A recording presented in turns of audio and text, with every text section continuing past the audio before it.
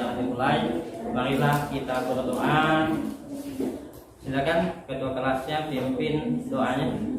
Sebelum mulai belajar, marilah kita berdoa menurut kepercayaan agama masing-masing. Berdoa mulai.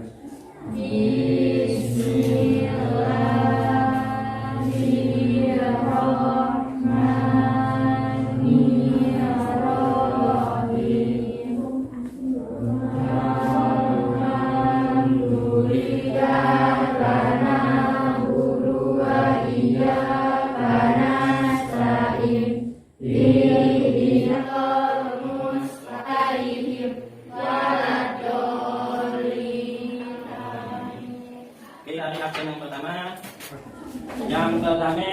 Haji Alfiandi, Arif Munandar, Padit,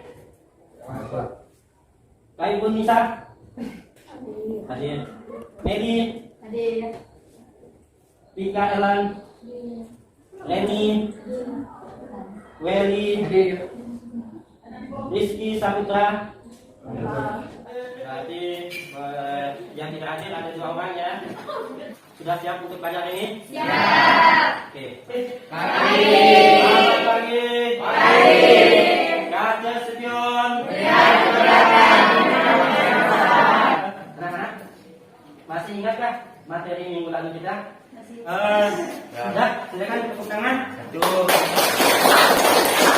Anak, apa manfaat kita belajar sejarah? Dan dari bab 3 ini nanti, pendidikan memang tidak menjamin sukses, tetapi untuk pendidikan kehidupan ini akan menjadi lebih sulit. Kalian akan mengetahui bagaimana di saat itu dan efeknya ke kalian sekarang. Tujuan pembelajaran yang ingin dicapai adalah siswa ataupun peserta didik dapat menganalisis perkembangan kehidupan politik bangsa Indonesia pada masa demokrasi terpimpin. Yang kedua, di sini ini akan dilaksanakan secara diskusi kelompok. Peserta didik mampu mengidentifikasi kebijakan pemerintah dalam bidang ekonomi pada demokrasi terpimpin. Yang ketiga, yaitu setelah melakukan kegiatan tanya jawab diskusi, peserta didik mampu menyimpulkan perkembangan kehidupan ekonomi bangsa Indonesia pada demokrasi terpimpin 1959 sampai 1965.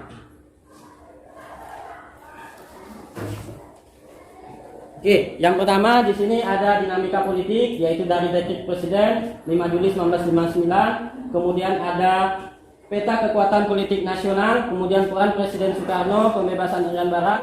Setelah dekret Presiden 1959, kabinet telah digantikan kabinet kerja. Kehidupan politik ekonomi Indonesia masa demokrasi terpimpin 1959 sampai 1965. Pertama, dinamika politik, yaitu dekret Presiden 5 Juli 1959. Yang kedua, peta kekuatan politik nasional. Yang ketiga, peran Presiden.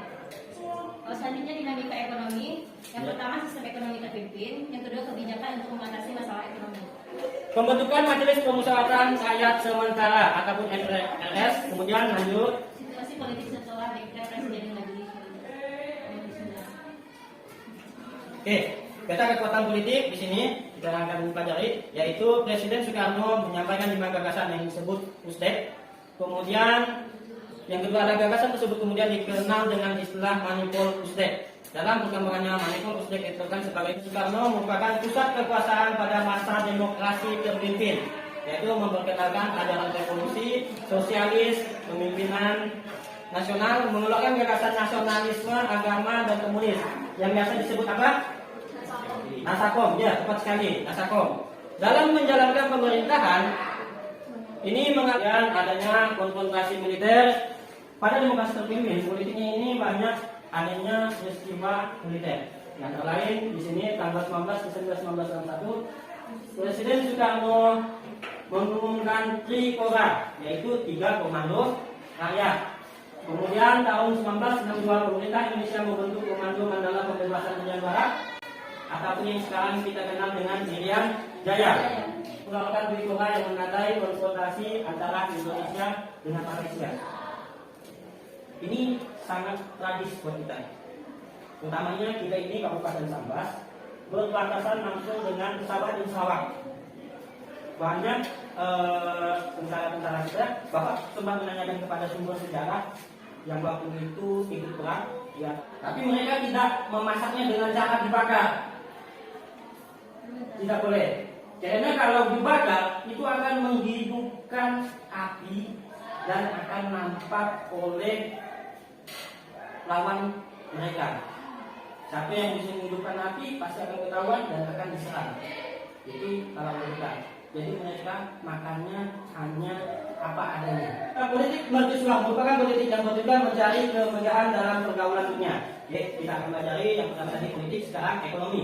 Ekonomi mercusuar. Perhatikan pembangunan yang ada di Indonesia. Indonesia keluar dari PBB.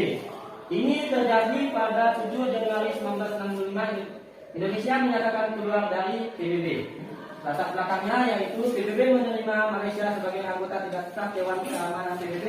Silakan. Mengapa sudah kita bahas tadi? Dalam perkembangannya deklarasi ekonomi ini mengalami kegagalan. Silakan tunjuk tangan yang mau. Silakan. Karena pemerintah gagal memperoleh pinjaman dana dari International Monetary Fund atau IMF. Ini materi yang sudah Bapak sampaikan sebelum kita membentuk kelompok. Ada yang ingin bertanya? Apa para Presiden Soekarno pada masa demokrasi terpimpin seperti apa ya Pak? Oke. Ada yang mau menjawab? Ada yang mau jawab? Presiden Soekarno memperkenalkan ajaran revolusi, sosialisme Indonesia, dan pimpinan nasional atau yang biasa disebut dengan Resopim.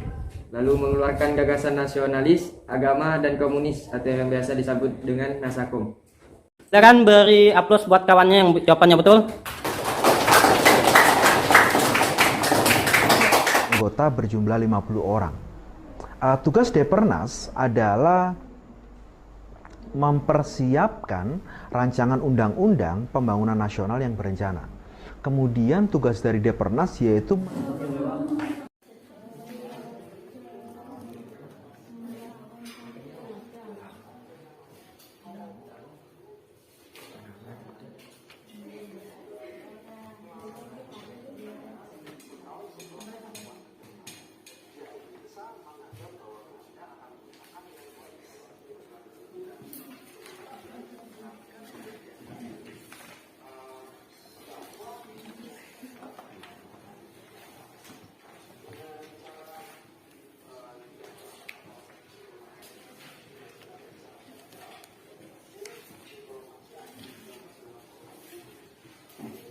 Ini pertanyaannya kelompok 1, bagaimana pembentukan Badan Perencanaan Pembangunan Nasional ataupun Bappenas di sini.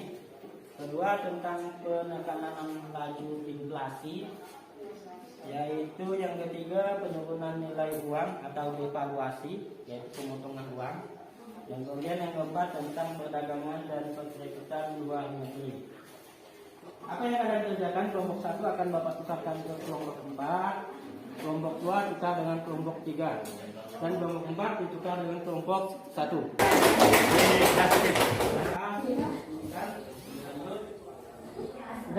Sudah selesai? Oke, Bapak kumpulkannya.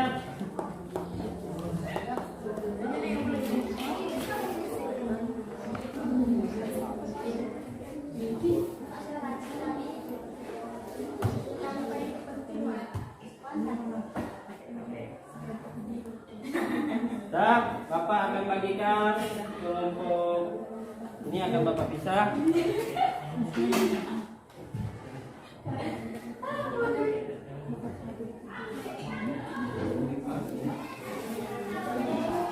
Kelompok siapa yang megang kelompok 1? Silakan dibacakan hasil temannya. Baiklah, saya akan membacakan hasil diskusi dari kelompok 1.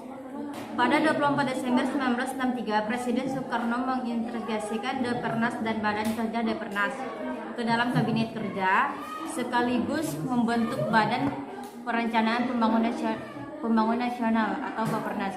Inilah yang menjadi tonggak awal Bappenas. Pada masa Orde Baru, terbentuk Kementerian Negara Perencanaan Pembangunan. Kelompok berapa itu? Kelompok 2. Ya, silakan bacakan.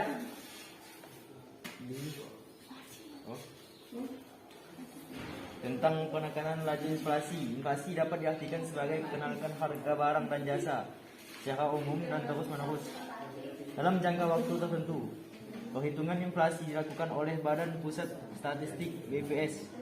Dekret Presiden 5 Juli 1959 hal-hal sebagai berikut. A. Pembubaran Dewan Konstitusi. B.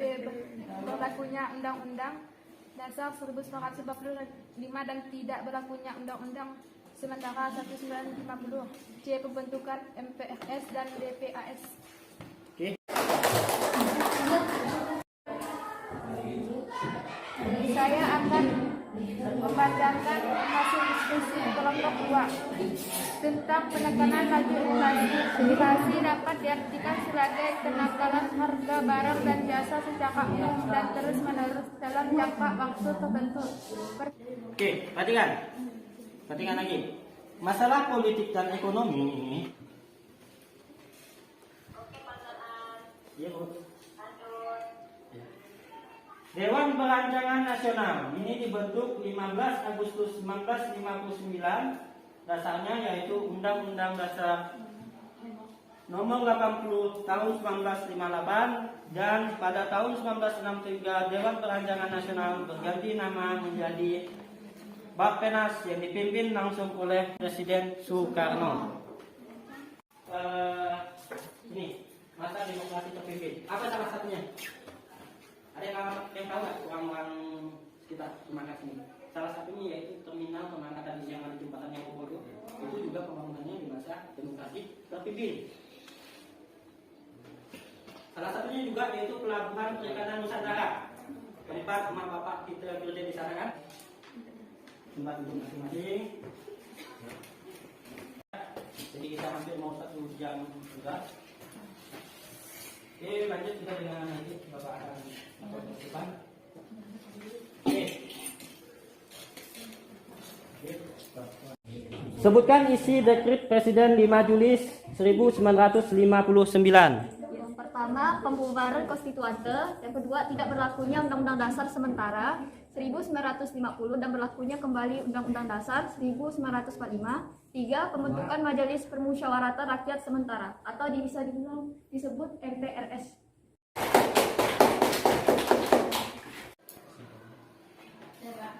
Ya, lanjut. Ya, sendiri dulu. Dinamika politik memiliki kesimpulan. Yang pertama, Dekret Presiden pada tanggal 5 Juli 1959. Yang kedua itu peta kekuatan politik nasional. Yang ketiga, peran Presiden Soekarno. Yang keempat, pembebasan Irian Barat.